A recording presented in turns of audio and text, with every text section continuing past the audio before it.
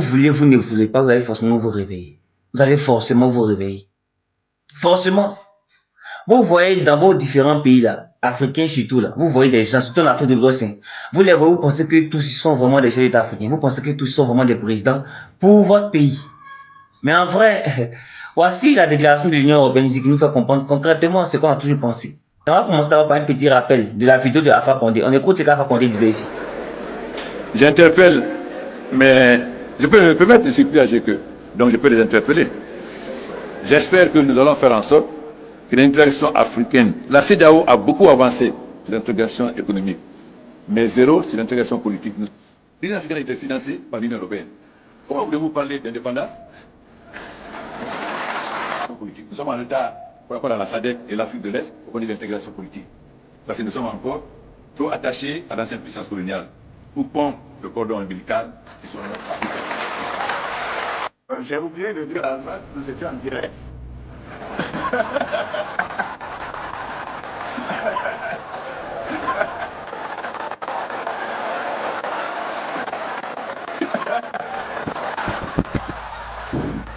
Alassane, moi j'assume ce que tu dis.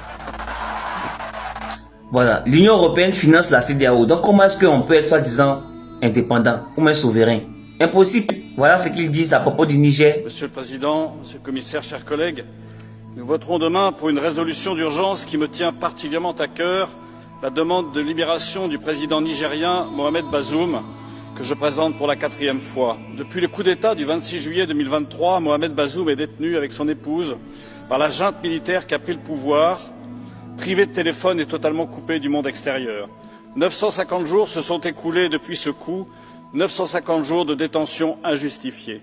Il convient de rappeler que le président Bazoum, démocratiquement élu, a été le principal partenaire des forces européennes au Sahel, contribuant à la lutte contre le terrorisme islamiste, contre le trafic d'armes, contre le trafic d'êtres humains et à la stabilité régionale. Nous ne pouvons rester plus longtemps silencieux alors qu'un allié clé de l'Europe est emprisonné. Quel exemple de loyauté l'Union européenne donnerait-elle à ses partenaires? Sa libération est urgente pour 2 raisons majeures. Son mandat prendra fin le 2 avril 2026. Ne pas obtenir sa libération avant cette date constituerait un échec grave. Un signal clair doit être envoyé à nos partenaires et à leurs opposants. L'Europe est un allié assumant ses engagements envers ceux qui ont coopéré avec elle pour plus de sécurité et plus de liberté. Cette résolution rappelle le caractère inacceptable de la détention d'un dirigeant démocratiquement élu, partageant nos valeurs, renversé puis emprisonné par une junte militaire toujours au pouvoir aujourd'hui. Elle appelle à la libération immédiate de Mohamed Bazoum et de son épouse, au rétablissement de l'ordre constitutionnel et à l'organisation de nouvelles élections démocratiques.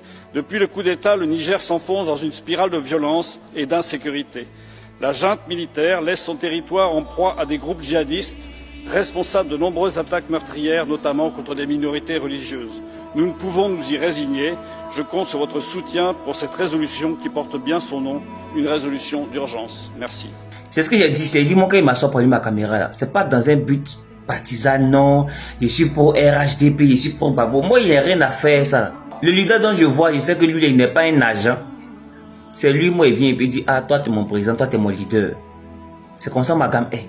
Dans chaque pays africain, il y a toujours des gens qui ont été placés là. Et la France ne se cache même plus. L'Union européenne ne se cache même plus. Concrètement, il faut comprendre qu'ils ont placé la tête de nos différents pays africains, des agents qui travaillent pour eux.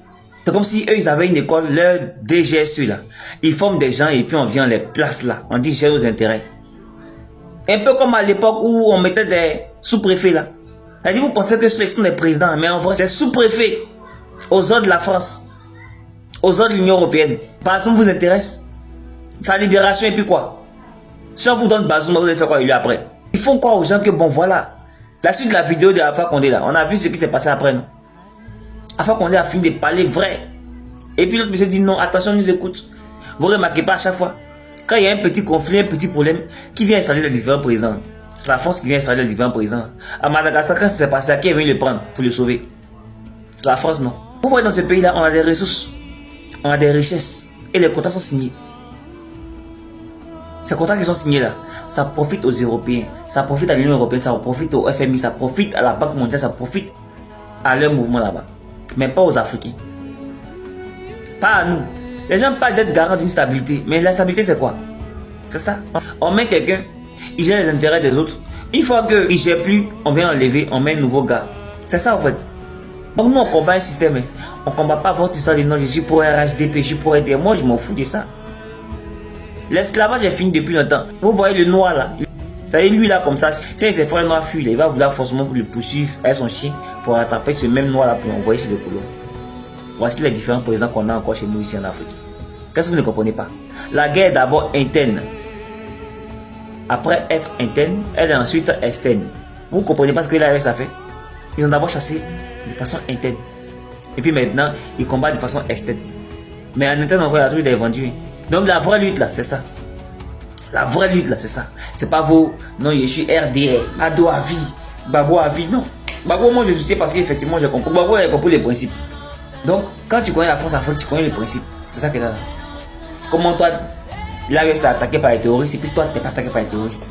On nous fait comprendre qu'ils sont ici, mais tu n'es pas attaqué par les terroristes. Genre, tu leur fais trop peur, quoi. C'est ça la stabilité là. C'est-à-dire, les gens sont là pour lui rappeler que tu n'as pas le droit de changer de bouche. Tu retournes ta veste. Dès que tu retournes ta veste, automatiquement, on retourne les armes contre toi, on retourne ces terroristes contre toi. Donc, il fait ce qu'il fait là.